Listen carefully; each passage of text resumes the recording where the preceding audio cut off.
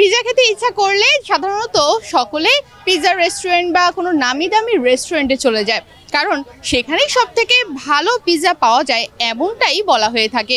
কিন্তু রাস্তায় বা ফুটপাতে যে পিৎজাগুলো পাওয়া যায় সেই পিৎজাগুলোর মান কেমন হয়, আর সেই পিৎজা কীভাবেই বা বানানো হয়, তার ভিতরে কি আসলে পিৎজার গুণাগুণ থাকে?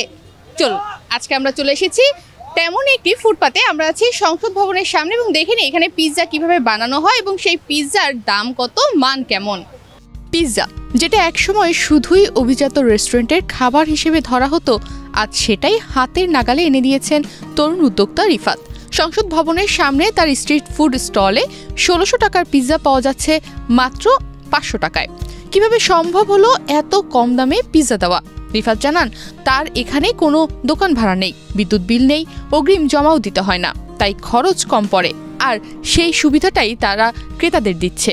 রেস্টুরেন্টে যদি আমরা খাইতে যাই তাহলে আমাদের এটার কস্টিংটা বেশি পড়ে যায়। আমাদের পিৎজা একটা জিনিস আছে যে আপনার সবাই খেতে চায়, মানে সবাই খেতে চায়, বাট স্বাদের কারণে অনেকে খেতে পারে না। আমাদের এই পিৎজাটার আপনার প্রাইস হচ্ছে 230 টাকা সামথিং। এটা সর্বোচ্চ আমাদের 500-700 টাকা পর্যন্ত 12 ইঞ্চি আছে। আপনার রেস্টুরেন্টে খেতে গেলে আপনার কমসে কম মনে করেন 1600-1700 টাকা লাগবে 12 ইঞ্চি খেতে, যেটা আমরা 550 টাকা দিচ্ছি।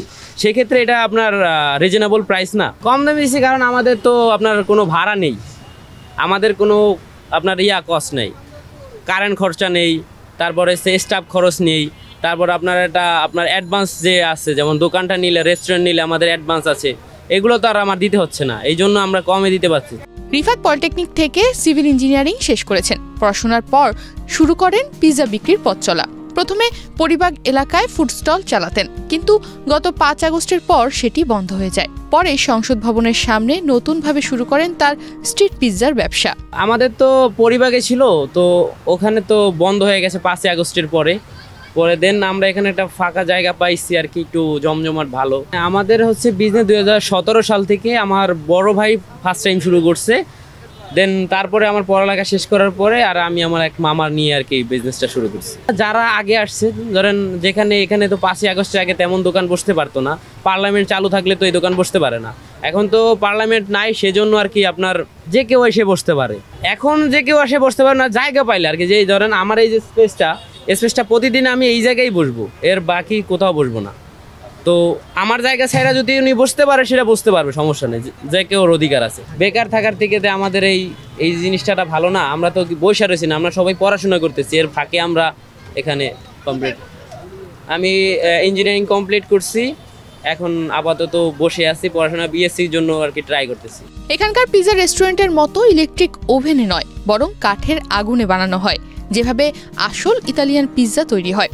সবচেয়ে বড় আকর্ষণ হলো লাইভ পিৎজা বানানোর অভিজ্ঞতা। ক্রেতারা দাঁড়িয়ে নিজ চোখে দেখতে পারেন কিভাবে প্রতিটি পিৎজা তৈরি করা হয়। রেস্টুরেন্টের পিৎজা হচ্ছে ওদের হচ্ছে কি আপনার ইলেকট্রিক, আর আমাদেরটা হচ্ছে ন্যাচারাল একদম কাঠের আগুনের।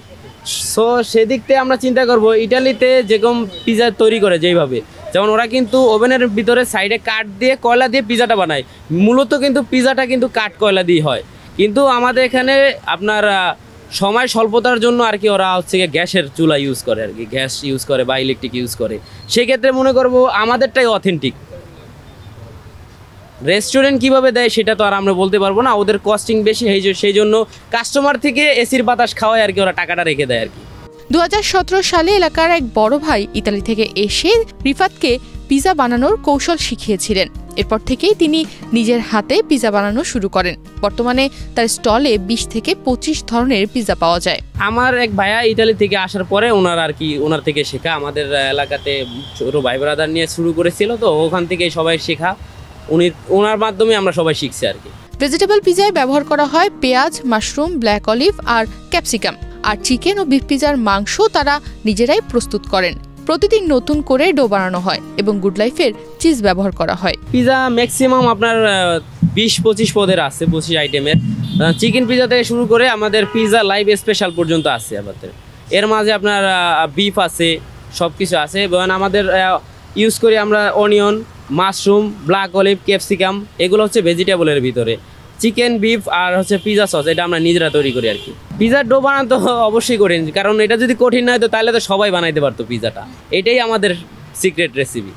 যেটা আমরা ডোতে দেই এটা অন্য কারোর সাথে মিলবে না। এটা আমরা এখানে এসে রেডি করি আর কি, আপনাদের সব কিছুই লাইভ, আপনার চোখের সামনে সব হবে।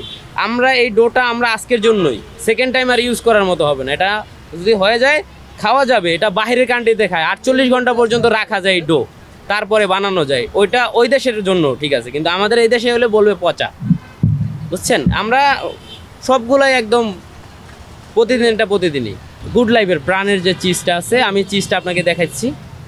আমাদের চিজটা হচ্ছে, আচ্ছা চিজটা দেখাচ্ছি, এই যে আমাদের চিজটা হচ্ছে এটা বলা যায় বাংলাদেশের মোটামুটি ভালো একটা চিজ। ফুটপাতে আমরে এরকম দেয় না, আমার মেবি আমরাই একমাত্র দিতে আসি। আপনার দিনে কতগুলো পিৎজা সেল হয়? এটা তো বলা যায় না, আমাদের হচ্ছে গিয়ে এভারেজে আপনার 25, 30, 35, 40। প্রতিদিন গড়ে 35 থেকে 40টি পিৎজা তৈরি হয় এই স্টলে। স্বাদ, দাম আর লাইভ কুকিং সব মিলিয়ে রিফাতের স্ট্রিট পিৎজা এখন রাজধানীর খাবার প্রেমীদের জন্য এক ব্যতিক্রমী অভিজ্ঞতা। তনিমা রহমান, বাংলাদেশ প্রতিদিন।